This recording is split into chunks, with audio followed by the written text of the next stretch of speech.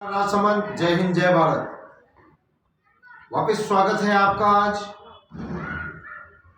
एक जो प्रश्नमाला कल हमने शुरू की थी वो एक प्रकार से लोक परीक्षा अभियान है।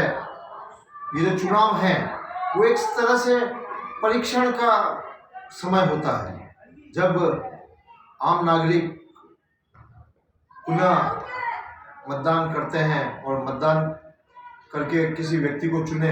उसके पूर्व एक पखवाड़ा चलता है जिसमें सारे राजनीतिक दल, पार्टियों के प्रत्याशी, चुनाव लड़ने वाले, आम जनता, कार्यकर्ता सभी भाग लेते हैं और एक माहौल बनता है आने वाली नई व्यवस्थाओं का। और हम भी पिछले कई समय से स्वर्णिम राजसमंद नवनिर्माण अभियान के अंतर्गत इस राजसमंद को एक श्रेष्ठ बेहतर राजसमंद बनाने का प्रयास कर रहे हैं और ये आपकी भागीदारी के बिना नहीं बनेगा। देखिए, आज हम अपने चारों तरफ देख रहे हैं कि सारा विकास कार्यों की जिम्मेदारी सरकार ने अपने ऊपर ले रखी है। सरकार में नेता और अधिकारी मिलकर निर्णय लेते हैं, काम करते हैं और राजनीतिक दल भी अपनी जिम्मेदारी निभाते हैं। लेकिन अब तक का अनुभव यही है कि सरकार, सरकारी कर्मचारी, अधिकारी, राजनीतिक दल, ये सब बिना जन सहभागिता के सफल नहीं हो पाएंगे। और इसी का जीता जागता उदाहरण कल का जो प्रश्न हमने किया कि क्या इन दोनों राजनीतिक पार्टियों ने अपनी भूमिका सही तौर से निभाई क्या? इनका क्षेत्राधिकार है, ये किसको भी दे सकते हैं टिकट और कर भी रहे हैं मनमानी। राज्यसभा की स्थिति देख लीजिए आप, प्रत्येक राज्य का कोटा फिक्स है। राज्यसभा के अंदर हर राज्य के प्रतिनिधियों, समाज के प्रतिनिधियों की जगह है, लेकिन किस प्रकार से राज्यसभा नाम की संस्था का दुरुपयोग कर रहे हैं, मनमानी से कर रहे हैं, वैसा पूरे देश में हो रहा है और वो ठीक नहीं। और आप देख लीजिए राजसमंद विधानसभा चुनाव में जो टिकट वितरित किए गए, तो निस्संदेह रूप से वो अच्छे हैं, हम उनकी निंदा नहीं कर रहे हैं, हम किसी की कमियां नहीं देख रहे हैं।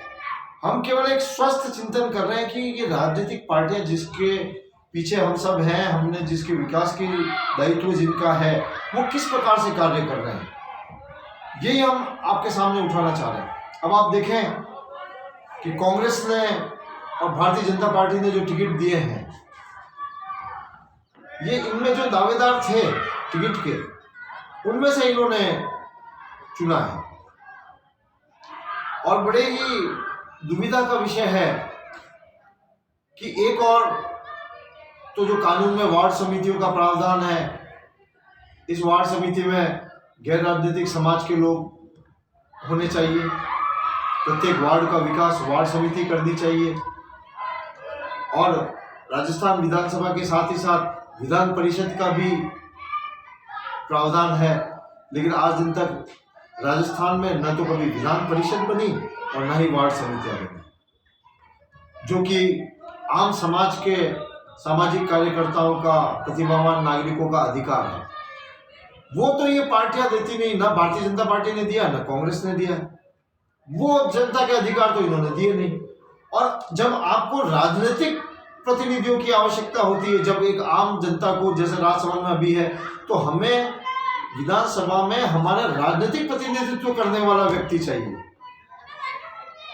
और जब टिकट देने की बारी आती है तो आप देखें, कांग्रेस ने वर्षों से कार्य कर रहे इनके कार्यकर्ताओं की उपेक्षा करते हुए एक सामाजिक अच्छे व्यक्ति को टिकट दिया, जबकि पिछली बार विधानसभा चुनाव लड़ने वाले प्रत्याशी को इन्होंने नहीं चुना। कई वर्षों से जो राजनीतिक पार्टियों का काम कर रहे हैं और टिकट मांग रहे हैं, तो इनको टिकट नहीं दिया। दूसरी ओर भारतीय जनता पार्टी है, हम देखें तो भारतीय जनता पार्टी में भी कई प्रतिभावान राजनीतिक कार्यकर्ता हैं और वर्षों से काम कर रहे हैं। और अब की बार विधानसभा चुनाव के लिए दावेदारी भी की, उन्होंने टिकट मांगे। लेकिन अब हम देखें कि भारतीय जनता पार्टी ने जो प्रत्याशी चुना है वो किस आधार पर चुना है। निश्चित रूप से बीजेपी और कांग्रेस दोनों ने ही गैर राजनीतिक व्यक्तित्व को टिकट दिया है। तो फिर प्रश्न ये उठता है, आप राजनीतिक दल हो और राजनीतिक कार्यकर्ताओं को आप समाज से लेते हो, पदाधिकारी बनाते हो, उनमें आशाएं जगाते हो, उम्मीद जगाते हो, वो आपकी रैलियों के लिए भीड़ इकट्ठा करते हैं, वो आपके झंडे बैनर पोस्टर लगाते हैं, कार्यकर्ताओं को बैठक की सूचना देते, सब काम कार्यकर्ता ही करते हैं और सभी गुणगान करते हैं कार्यकर्ताओं का। हर पार्टी कहती है कि कार्यकर्ताओं के बिना पार्टी नहीं चल सकती। तो जब चुनाव में टिकट देने की बारी आती है तो आप कार्यकर्ताओं को क्यों नहीं चुनते हो? ये एक प्रश्न है, सोचें समझें। और दूसरा कि जब राजनीतिक कार्यकर्ताओं की आवश्यकता है तो सामाजिक व्यक्तित्व क्यों? तो अब कल के सवाल का जवाब तो यही है कि दोनों ही पार्टियों ने जो टिकट दिए हैं, ठीक है उनका अधिकार है, लेकिन न्यायपूर्वक टिकट नहीं दिया।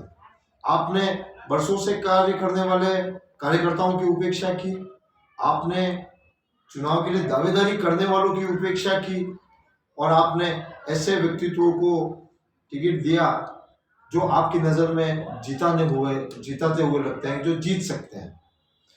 तो प्रश्न ये उठता है, जब राजनीतिक कार्यकर्ताओं में आपको ही विश्वास नहीं है कि वो जिता सकेंगे,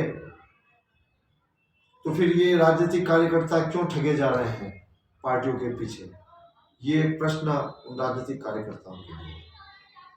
जैसा भी हो, हमें आगे बढ़ना है और जो भी कमियां रही है इनमें, पार्टियों में रही है, प्रत्याशियों में रही है, ये कोई प्रश्न नहीं है। हम लोकतंत्र का उत्सव मनाएं और अभी भी इनमें से भी सर्वश्रेष्ठ व्यक्ति को चुनकर हम विधानसभा में भेजें, यही हमारी आग्रह है आपसे। और स्वर्णिम राजसमंद नवनिर्माण का प्रश्न है तो वो आपकी सहभागिता के बिना नहीं बनेगा।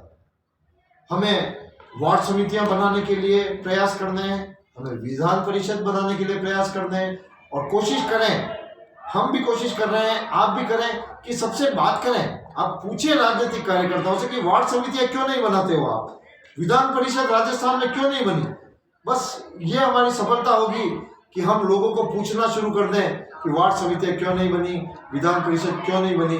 तो निश्चित रूप से आने वाले 2023 विधानसभा राजस्थान के चुनावी मुद्दों में ये सर्वोच्च मुद्दा बनेगा और तब तक शायद हमारे राजसमंद में और राजस्थान की कई जगह वार्ड समितियां बनने की प्रक्रिया शुरू हो जाए और राजस्थान विधानसभा एक संकल्प पारित कर दे कि अब की बार 2023 विधानसभा चुनाव जो होंगे उसमें विधान परिषद बन चुकी होगी और राजस्थान के ऐसे समाजों के व्यक्ति जो ईमानदार हैं, योग्य हैं, सामर्थ्यवान हैं, जो राजस्थान के विकास में सहयोग दे सकते हैं लेकिन चुनाव नहीं लड़ना चाहते, तो ऐसे लोगों के लिए भी व्यवस्था हो पाएगी।